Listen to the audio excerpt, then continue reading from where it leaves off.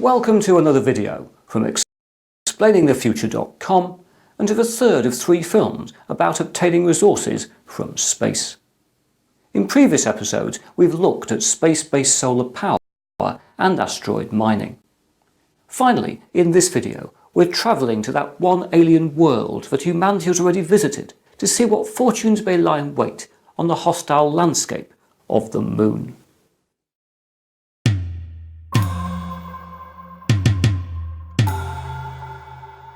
Since the dawn of recorded history, human beings have looked up to the Moon. To date, only 12 people have stood on the Moon and looked back to Mother Earth, with the last Apollo astronaut having departed in 1972. But, over 40 years on, there is now an increasing appetite to return. In the last decade, Russia, China and the United States have all signalled at least some level of intention to build a future lunar base. In December 2013, the Chinese lunar exploration program even landed a robotic rover, while in April 2014, Russia reiterated its plans to inhabit the Moon forever. NASA is now also running a program called Lunar Catalyst that is helping commercial companies to develop lunar transportation capabilities. Several private companies, including Moon Express and Space IL, now also have lunar ambitions. In part, these are being catalysed by the Google Lunar X Prize, which was launched in September 2007 to offer $30 million to the first private company to land a robot on the Moon, travel 500 metres and send 2 high-definition mooncasts back to the Earth. 33 teams initially registered for this grand challenge to create another Apollo moment, with 18 still in the game to reach the Moon by the competition deadline of 31st December 2015. Commercial organisations are interested in the Moon as a potential source of raw materials. In particular, our lonely satellite is thought to harbour substantial deposits of cobalt, iron, gold, palladium, platinum, titanium, tungsten and uranium. Since 2009, NASA experiments have also found water on the Moon, which could prove critical in supporting long-term human occupation. However, the most valuable deposit could turn out to be a gas called helium-3 that could fuel future nuclear reactors.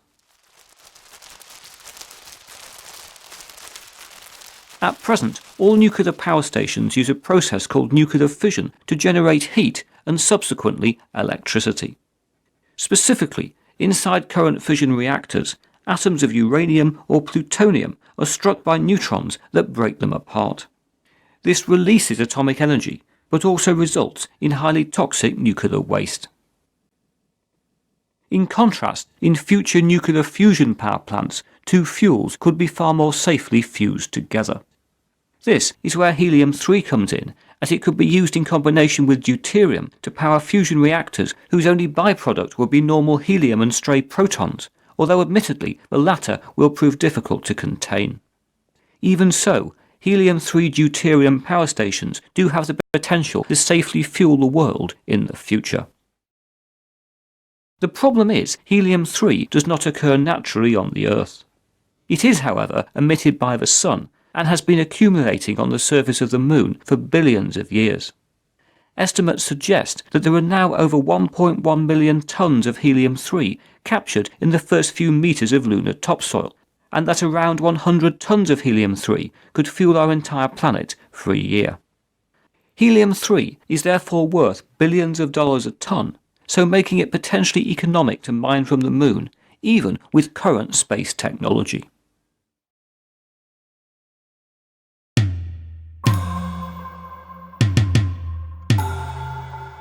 To be commercially viable, any future helium-3 mining operation would have to excavate moon rock and extract the gas from it on the lunar surface.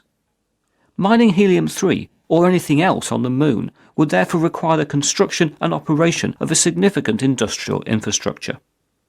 Such a facility could be powered by the Sun and may in part be constructed from lunar materials. In fact, the European Space Agency has already funded experiments with a massive 3D printer that may build future lunar dwellings by spraying a binder onto successive layers of powdered moon rock. This would produce a very strong and thick structure that would shield its occupants from cosmic rays. To avoid the problem of transporting physical materials across 250,000 miles of space, future lunar colonies may beam pure energy directly to the Earth using either microwaves or lasers. Such energy could be generated either by nuclear power stations constructed on the Moon, or else vast solar arrays manufactured from lunar materials and spread across great swathes of a lunar surface. If this ever happens, the Moon may become a next great superpower, dependent on the Earth for some supplies, but dominating its economy. All of our endeavours to harvest off-world resources will be complex, risky and expensive.